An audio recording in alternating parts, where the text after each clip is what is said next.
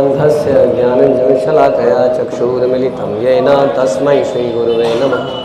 श्रीचैतन्यमनोभीष्टं स्थापितं येन भूतले स्वयं रूपः कदा मह्यं ददाति स्वपदान्तिकं।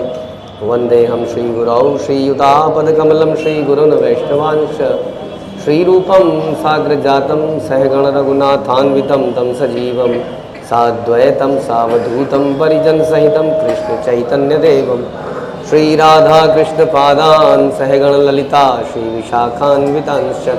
हे कृष्ण करुणा सिन्धु दीनबन्धु जगत्पते गोपेश गोपिकान्त राधाकान्त नमस्तुते। तप्त कांचन गौरांगी राधे वृंदावनेश्वरी विश्वभानुसुते देवी प्रणमामि हरिप्रिये। वाञ्छाकल्पतरुभ्यश्च कृपा सिन्धुभ्येव च पतितानां पावनेभ्यो वैष्णवेभ्यो नमो नमः। जय श्री कृष्ण चैतन्य प्रभु नित्यानंद श्री अद्वैत गदाधर शिवासादि गौर भक्तवृंद।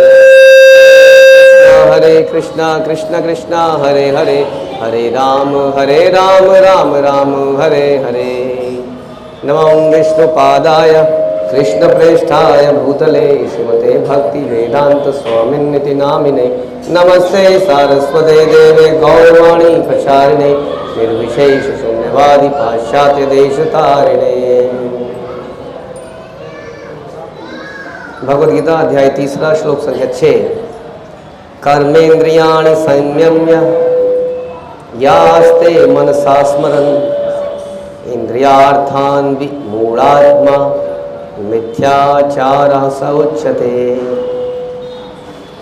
जो कर्मेंद्रियों को वश में तो रखता है करता है, किंतु जिसका मन इंद्रिय विषयों का चिंतन करता रहता है वह निश्चित रूप से स्वयं को धोखा देता है और मिथ्याचारी कहलाता है। तो अचानक से ये चर्चा जो है हमने सुना कि भगवान बात कर रहे हैं मिथ्याचारी लोगों की। मिथ्याचारी मतलब धोखा देने वाला, दिखावा करने वाला। तो मिथ्याचारी व्यक्ति किसको बताया जा रहा है कि जो ऐसा लगता है कि बहुत बड़ा तपस्वी है लेकिन तपस्वी नहीं है। तो तपस्वी है कि नहीं जनरली हम देखते हैं उसके शारीरिक कार्यकलापों से, शारीरिक तपस्याओं से या त्याग से। ऐसे गेरुए कपड़े पहन के कई लोग सड़कों में घूमते हैं, हमें लगता है कि वो बहुत बड़े त्यागी हैं, तो हम उसको क्या मानते हैं, बहुत बड़ा तपस्वी है, त्यागी है। तो उससे पता नहीं चलेगा कोई व्यक्ति कितना बड़ा त्यागी है कि नहीं। आपने उसके बारे में सुना ये बगुला भगत। तो बगुला क्या करता है, एक पैर पे खड़ा रहता है पानी में। तो जल के अंदर है, तपस्या कर रहा है, इसका मतलब एक पैर पे खड़ा है, लेकिन उसका मन निरंतर कहाँ पर स्थित है, कहाँ स्थित है, मछली में। तो जैसे उसके आगे से कोई मछली निकलेगी वो क्या करेगा, खा जाएगा उसको। लेकिन वैसे ऊपर से देखने में क्या दिखता है कि वो तप कर रहा है, तपस्या कर रहा है। तो उसने कर्मेंद्रियों को वश में कर ले। कर्मेंद्रिय समझते हैं आप, ज्ञान इंद्रियां 5 होती हैं और 5 कर्मेंद्रियां। ज्ञान इंद्रियां जिससे हम इंफॉर्मेशन लेते हैं, प्रोसेस करते हैं। जैसे कि आँख से हम देखते हैं, नाक से हम सूंघते हैं तो पता चलता है कि ये खुशबू है या ये बदबू है। कान से सुनते हैं हम, ध्वनि अच्छी है बुरी है, सब पता चलता है कान को, है ना। वैसी त्वचा बताता है ठंडा है, गर्म है, मुलायम है या सख्त है, सही। वैसे जीव्या से, जीभ से हम देखते हैं कि स्वाद में ये वस्तु कैसी है, मीठी है, खट्टी है, कड़वी। तो ये हमारी क्या होती है, ज्ञान इंद्रिय। इससे हम इन चीज़ों का ज्ञान ले पाते हैं। और फिर कर्म इंद्रिय क्या है, जैसे कि हाथ, ये कुछ इन्फॉर्मेशन नहीं लेता है लेकिन ये कुछ काम कर सकता है। पैर है, इस प्रकार हमारी कुछ 5 ज्ञानेंद्रियाँ हैं और 5 कर्म इंद्रियाँ हैं। तो हम लोग कई बार जब तपस्या करते हैं तो ऐसे बैठ जाते हैं, ये हाथों को कंट्रोल कर लिया, पैरों को कंट्रोल कर लिया, सब बिल्कुल स्थित हो गए बगुले की तरह। तो ऐसा लगता है कि हम लोग तपस्या कर रहे हैं, लेकिन वास्तविकता में तपस्या कर रहे हैं कि नहीं ये किससे पता चलता है, हमारे मन से, कि हमारे मन में चल क्या रहा है। अब मन में क्या चल रहा है, अब जैसे कि हम लोग जाप करने के लिए बैठते हैं भगवान का, तो जब जाप करने के लिए बैठते हैं तो मन में विचार आते ही हैं, तो फिर हम भी मिथ्याचारी हुए। हाँ, हम मिथ्याचारी नहीं कहलाएंगे अगर आप उन मन के विचारों को नियंत्रित करने की कोशिश कर रहे हैं और बार बार भगवान के नाम में लगा रहे हो, तब आप मिथ्याचारी नहीं कहलाएंगे, धोखेबाज नहीं कहलाएंगे। धोखेबाज वो होगा जो उन विचारों का आनंद लेता रहेगा। बहुत बढ़िया, आज तो पार्टी है शाम को गाज़ीपुर में, हलवा खाएंगे, पूरी खाएंगे और जब चल रहा है आज शाम को, बस शाम का इंतज़ार है। तो क्या कर रहा है, अपने मन को नियंत्रित नहीं कर रहा है, उसमें रमण कर रहा है। फर्क है कि नहीं? एक व्यक्ति के मन में बुरे विचार आ रहे हैं तो उन बुरे विचारों को नियंत्रित कर रहा है, और एक व्यक्ति के विचार मन में बुरे विचार आ रहे हैं, वो बस सोचे जा रहा है, सोचे जा रहा है, आनंद लिए जा रहा है और साथ साथ माला भी कर रहा है या पूजा आरती भी कर रहा है। तो बिकॉज कि हमने पुराने जन्मों में या इस जन्म में बहुत सारे गलत कार्य किए हैं, पिक्चरें देखी हैं, चुटकुले सुने हैं, तो कई बार आरती करते हुए, कई बार लेक्चर सुनते हुए, कई बार ग्रंथों को पढ़ते हुए हमारे दिमाग में वो पिक्चर की कहानियाँ, वो हीरो, वो हीरोइन, वो चुटकुले दिमाग में आ जाते हैं। ये स्वाभाविक है। लेकिन जब ये विचार हमारे मन में आए तो हमें क्या करना चाहिए, तुरंत अपने मन को वहाँ से हटाना चाहिए और फिर से भगवान में लगाना चाहिए, तो हम मिथ्याचारी नहीं कहलाएंगे। लेकिन जो व्यक्ति अपने मन को वहाँ से नहीं हटाता है और आनंद लेता रहता है और साथ में आरती भी करता रहता है या श्रवण भी करता रहता है, तो वो व्यक्ति क्या कहलाया जाएगा, मिथ्याचारी। जैसे कि वो स्टोरी आपने सुनी थी कि एक पंडित जी थे और वो घंटी बजाते थे, हाँ, लेकिन उनके घर के सामने कौन रहता था, एक वैश्या, और वैश्या के घर की घंटी भी बजती थी। तो अपनी घंटी से दिमाग उनका वो वैश्या की दरवाजे की घंटी में चला जाता था, कौन आया है, कौन सा ग्राहक आया है ना। और वैश्या की घंटी बजती थी तो वैश्या के दिमाग में क्या आता था, वैश्या पंडित जी की घंटी सुनती थी कि मैं कितनी अभागन हूँ, हाँ, क्या कर रही हूँ पाप, और सामने वो भगवान का ध्यान कर रहे हैं। तो इस प्रकार, तो जब ब्राह्मण की मृत्यु होती है तो उसे क्या पता चलता है कि भगवान उसको अपने धाम में बुलाने से मना कर देते हैं और वैश्या को ले लेते हैं, है ना। समझ में आया बात क्या है, मतलब कहने का मतलब ये है कि शारीरिक तपस्या तो बड़ी आसान है।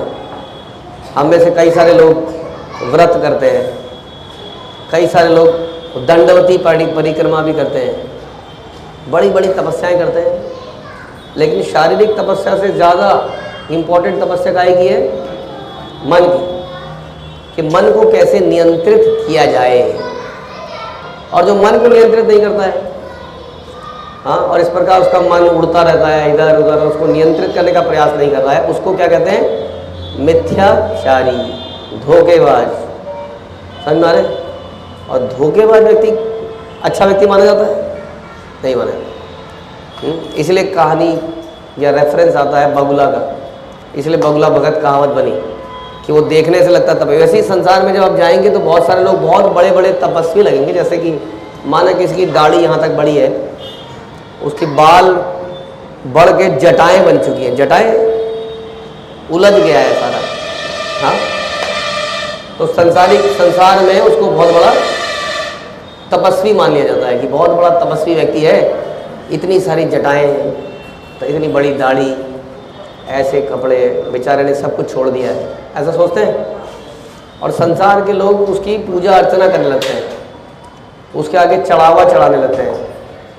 चढ़ाते हैं कि नहीं? जैसे कि कोई व्यक्ति अगर यहाँ धूप में बैठा हुआ हो बाहर, हाँ, अग्नि जला ले अपने आसपास, तो क्या करेंगे, बहुत सारे लोग भारत में उसके आगे चढ़ावा चढ़ाने लग जाएंगे। थोड़े दिनों में वो धूप वाला बाबा के नाम से फेमस हो जाएगा, बहुत बड़ा बाबा बन जाएगा वो। और फिर वो सर में अपने शरीर में भस्म लगा लेगा कुछ, फिर भस्म वाला बाबा बन जाएगा।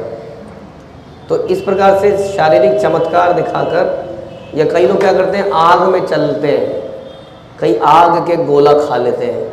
जैसे कि अगर आप जाएंगे पहाड़ी क्षेत्र में, उत्तराखंड में, तो वहाँ उनको देवता आ जाता है, और देवता आते ही सबसे पहले लक्षण क्या करता है, वो वो जो कोयला जलाया होता है उन्होंने, कोयला, उस कोयले के ऊपर चलने लगता है वो, कई बार मुंह में डाल लेता है और अगले दिन बिस्तर में पड़ा था, कई दिनों तक फिर बिस्तर में पड़ा रहता है।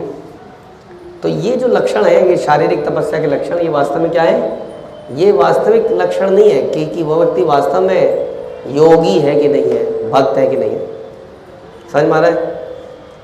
तो इसलिए बता रहे हैं कि जो कर्मेंद्रियों को तो वश में कर लेता है, जैसे कर्मेंद्रिय हमने बताया ना, हम लोग व्रत रखते हैं ना, सब लोग, आप लोग रखते होगे भाई, आई होप एकादशी का व्रत रखते हैं हम लोग, कई सारे व्रत रखते हैं हम लोग। तो व्रत रखना अच्छी बात है, शारीरिक तपस्या करना अच्छी बात है, लेकिन मन को नियंत्रित करना और अधिक आवश्यक है। हमने ये भी चर्चा करी कि हम जब मन को नियंत्रित करेंगे तो नियंत्रित नहीं होगा, भागेगा इधर उधर। ऐसे में क्या करना है? क्या करना है ऐसे में? क्या करना है ऐसे में? ऐसे में उसको पकड़ के वापस लेके आना है। समझ में आ रहा है? तो पकड़ के वापस लाना बड़ा जरूरी है। उसमें रमण नहीं करना है, उसमें घूमना नहीं है। तो जिसका मन लेकिन इंद्रिय विषयों का चिंतन करता रहता है, समझ में आ रहा है? इंद्रिय विषयों का चिंतन, खाने का, पीने का, सोने का, नए कपड़ों का, शादी का, ब्याह का, लेकिन वो भक्ति के कार्य कर रहा है, वह निश्चित रूप से स्वयं को धोखा दे रहा है और साथ साथ दूसरों को भी धोखा दे रहा है। ऐसा व्यक्ति मिथ्याचारी कहलाता है। तो हमें क्या बनना है? मिथ्याचारी बनना है। तो ऐसे मिथ्याचारी लोगों से हमें बचना भी है।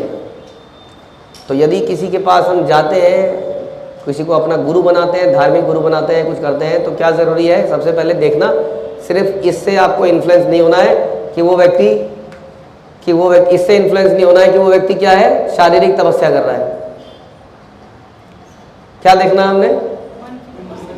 कि वो भक्तिमय कार्य कर रहा है कि नहीं कर रहा है, उसमें एंगेज है कि नहीं है ना? वो अपनी इंद्रियों को कितना शांत रख रहा है, उसने अपनी इच्छाओं को कितना कंट्रोल किया है, इस विषय से पता चलेगा वास्तव में। शारीरिक तपस्या करना आसान है, लेकिन मन को नियंत्रण करना मुश्किल है। ठीक है? तो इसलिए ऐसे व्यक्ति को यहाँ बता रहे हैं भगवान कि वो मिथ्याचारी है और ऐसे के चक्कर में नहीं पड़ना। ऐसा क्यों बोल रहे हैं भगवान यहाँ पर? क्योंकि इसके पहले जो चर्चा का विषय था वो क्या था? संन्यास, कर्म को त्याग देना या संन्यास ले लेना। तो भगवान यहाँ बताना चाह रहे हैं कि ऐसा सन्यासी जो अपरेंटली दिखने में संसार के कार्यों को छोड़ चुका है, लेकिन उसके हृदय में अभी काम वासनाएं हैं, वो सन्यासी नहीं है। कौन है? वो मिथ्याचारी है। तो ऐसा सन्यास लेके कोई फायदा नहीं है अर्जुन। तुम कह रहे हो लड़ाई नहीं लड़ूंगा, ये नहीं लड़ूंगा। कई बार हमारे पास क्या होता है, कई बार कोई व्यक्ति आता है, मैं बड़ा विरक्त हो गया हूँ, मैं छोड़ के आ गया हूँ अपनी पत्नी को, अपने घर को, अब मैं आप ही के साथ रहना चाहता हूँ। तो हमें ठीक है जी, हमें पता होता है क्या होगा। तो पता लगता है बाद में, 1-2 दिन बाद, कि घर में भयंकर झगड़ा हुआ था और झगड़े से फ्रस्ट्रेट होकर वो हमारे पास आया था। और 4-5 दिन बाद फिर से बीवी की याद आ गई। उन्होंने कहा सॉरी, गलती हो गई। इसने कहा सर मैं वापस जाना चाहता हूँ। हमने जाइए, हमें तो पहले पता था आप चले जाएंगे। तो वो व्यक्ति सन्यासी है, मिथ्याचारी है, क्योंकि उसका हृदय तो वहीं पे था, परिवार में ही। तो ऐसे सन्यास लेके कोई लाभ नहीं है। इसलिए सन्यास लेने से पहले क्या करना पड़ेगा? शुद्धि, आत्मशुद्धि करनी पड़ेगी। आत्मशुद्धि का मतलब क्या है? हमारी इच्छाओं की शांति, कि हमारी इच्छाएं भगवान की तरफ लग जाएं। तब तक अर्जुन को बता रहे हैं कि सन्यास लेना, एक कार्य छोड़ने की जरूरत नहीं है। बेटर है कि अपने आश्रम में कार्य कीजिए। जैसे गृहस्थ आश्रम में आप पैसे कमाइए और भगवान को भोग लगाइए, भगवान के लिए दान दीजिए। इससे क्या होगा? आपके सुकृति बढ़ेगी और आपको आपके कर्मों उसके फल इस प्रकार से शुद्धिकरण होगा हमारा। क्योंकि पैसा कमाने के लिए मेहनत करनी पड़ती है। यदि उसका फल आप भगवान को दे देंगे तो उससे क्या होगा? हमारी शुद्धि होगी। ठीक है? ये बेटर है कि उसको छोड़ छाड़ के बैठ जाने की, क्योंकि इच्छाएं तो अंदर बनी रहेंगी, है ना? अब हमारे अंदर इच्छा है, हम नहीं रह सकते मोबाइल के बिना, तो हम अच्छा मोबाइल लेके आ ही जाते हैं। हाँ, तो अच्छा मोबाइल ले आइए, लेकिन उसमें अच्छा श्रवण कीर्तन कीजिए। आजकल मोबाइल के थ्रू बहुत श्रवण कीर्तन कर सकते हैं। अब आप कहेंगे नहीं हम सब मोह माया से दूर हैं, फिर कहेंगे बच्चा ज़रा एक मोबाइल तो दिला दे। हाँ, फिर अपने शागिर्दों से कुछ मांगते रहेंगे, क्योंकि इच्छाएं तो समाप्त हुई नहीं थी। तो ऐसा व्यक्ति मिथ्याचारी है। उससे बेटर है कि प्रयास कीजिए, मेहनत कीजिए और उसके फल को भगवान को अर्पित कीजिए। इस प्रकार से शुद्धिकरण कीजिए। ठीक है? हरे कृष्ण। श्रील प्रभुपाद की जय। भगवद गीता की